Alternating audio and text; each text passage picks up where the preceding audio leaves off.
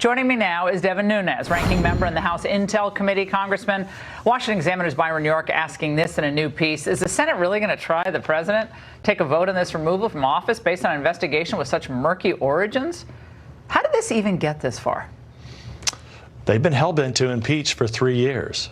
In your last panel, the guests we're talking about, I think former Congressman Barr, I mean, they've ruined and stepped all over the Constitution, but they've also ruined the House Intelligence Committee. I mean, at some point, I'd like to be able to come on this show and talk about the work that the people sent me here to do, which is to protect our country, serve on the House Intelligence Committee and the Ways and Means Committee, where we deal with trade issues and all the important issues that people actually care about. Which has an economy that is verging on being larger than ours, with a larger standing army. I know they're all coming into town, so we're not supposed to, oh, China, but that's a threat. That's a threat to the United States. The Republicans, we had an investigation going into China. We still do. We're going to have legislation coming out on China, but we've had virtually no hearings whatsoever. No, they're not. But they are not interested in governing or representing the people. They're interested in the removal of the president. That's it. Now, I want to play something for you. This was Tammy Baldwin, Senator Baldwin, when the issue was raised of Hunter Biden. Speaking of witnesses we haven't heard from, watch. The idea for a trial is to have witnesses who have knowledge about the articles of impeachment that have been sent over or will be sent over from the House. It's abuse of power, and it is obstruction of Congress. Hunter Biden really has no bearing on those things. No relevance, Hunter Biden. Well, clearly Biden has relevance, along with all the Democratic operatives that were doing exactly what they accused Trump of doing. They were over in Ukraine digging up dirt on Trump. You ask also about, about Adam Schiff. What's he doing? I mean, he needs to testify.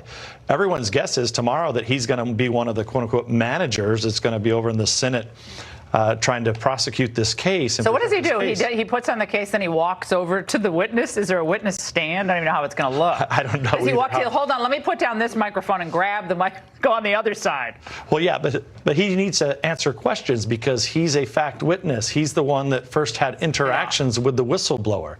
And then you take on top of this new He says he's not a fact witness. He's on The View today. I know you saw it when you were sitting there with bonbons watching The View. Watch what he said. Oh, nice. Would you, if asked, be willing to testify if you were subpoenaed?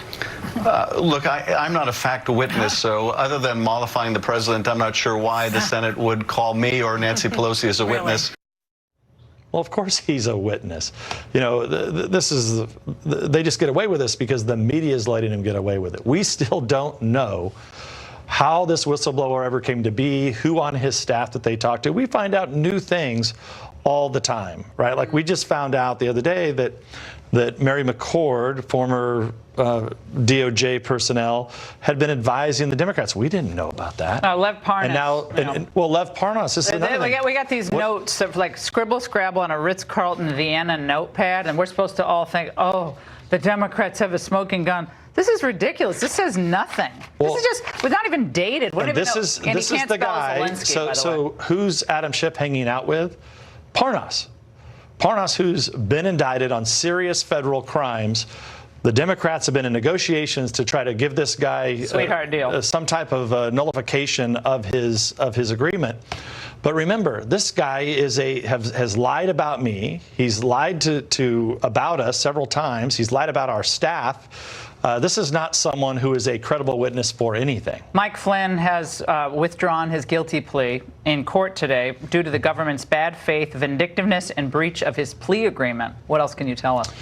Well, we knew from early on in 2017 that Michael Flynn did not lie to the FBI. We actually put that in our report. It didn't come out until 2018 after Flynn had already pled. But there were several of us as witnesses. We also told the highest levels of DOJ that we had been briefed by the FBI that Flynn didn't lie to the FBI. Didn't Peter Strzok come out from that meeting with Flynn and he didn't think he lied? Well, interesting you say that. There's missing documentation that we've never received. And then to add on further to that, well, I want to make sure everybody understands this. We put it on a report. Okay, and some of the things that General Flynn is saying in what he gave to the court today, withdrawing his plea, he's saying he's been treated unfairly. Remember, we put this in our report in 2018, and for some reason, it was redacted. We had to fight for what seemed a couple months in order to get that unredacted. So, we're witnesses here too. We were briefed by the FBI that Flynn didn't lie. And, I just don't see, he needs to withdraw the plea, and I guess, some of us need to speak on his behalf. Since the FBI should have this information. Vindictive prosecution withholding exculpatory evidence.